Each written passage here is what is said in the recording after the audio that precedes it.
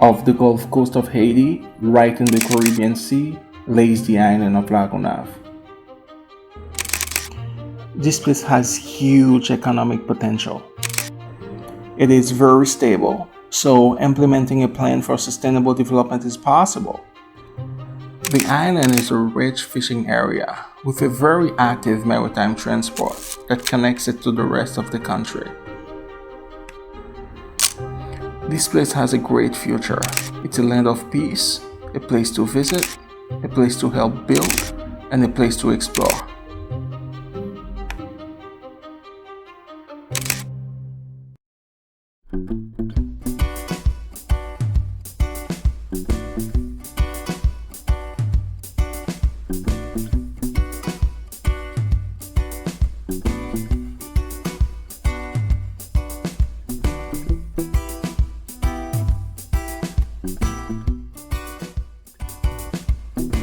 If you've been following the news over the past few years, you've probably heard lots of bad things about Haiti.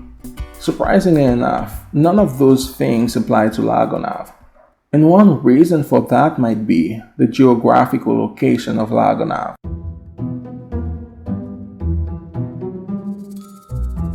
For instance, this is a map of Haiti, and this weirdly shaped piece of land is the largest satellite island in Haiti. And this place is quite different.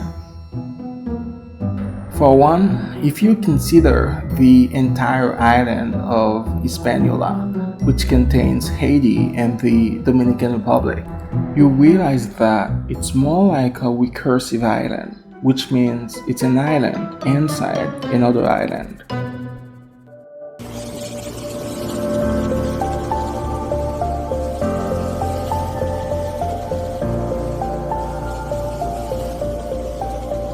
Besides its very peculiar geographical position, LaGonave also has quite a different culture. I think you people respect each other more. It's a traditional place. A lot of people can come in, we respect people, and we focus on education, and we look out for another future. And LaGonave, we ain't got no problem like for security, we're good. Life in Nosagale is pretty amazing. The weather is tropical. There are a lot of coastal towns in Nosagale. The jobs, opportunities rank from constructions, fishing, and business, small business venues. And we are able and willing to live more as a community than the people on the mainland.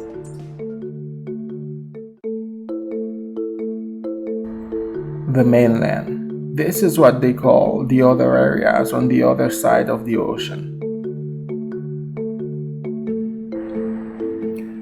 This idea of seeing oneself as different is very pervasive on the island, so much so that there has been in recent years a movement for the independence of Lagunav. On the website change.org, you can actually sign a petition for Lagunav to become independent.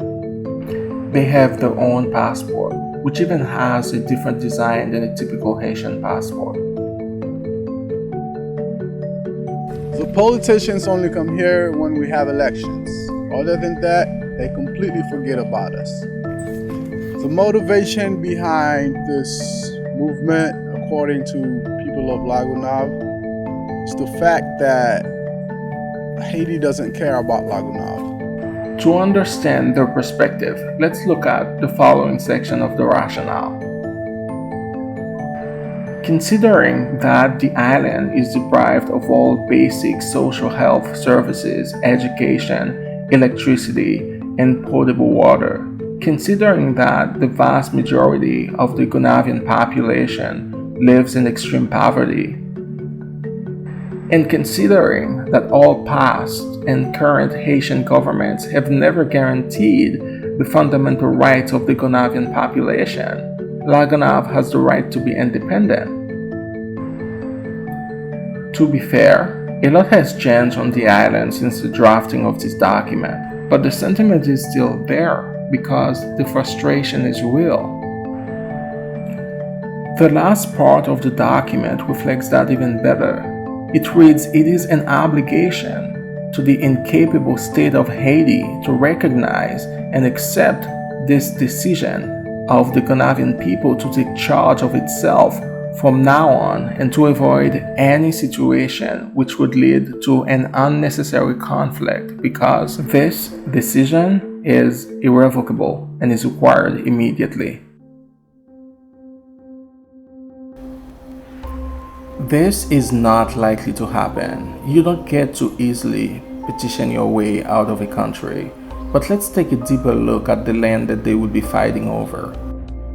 LaGonave is a district, what we call an arrondissement in French, and has a population of about 87,000 people, and is consisted of two main cities, Ansagale and Pointe-à-Raquette.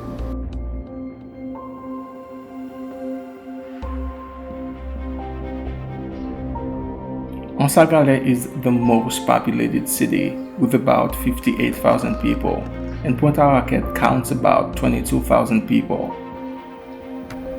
The island has an area of 748 square kilometers, which is about the size of Memphis, Tennessee.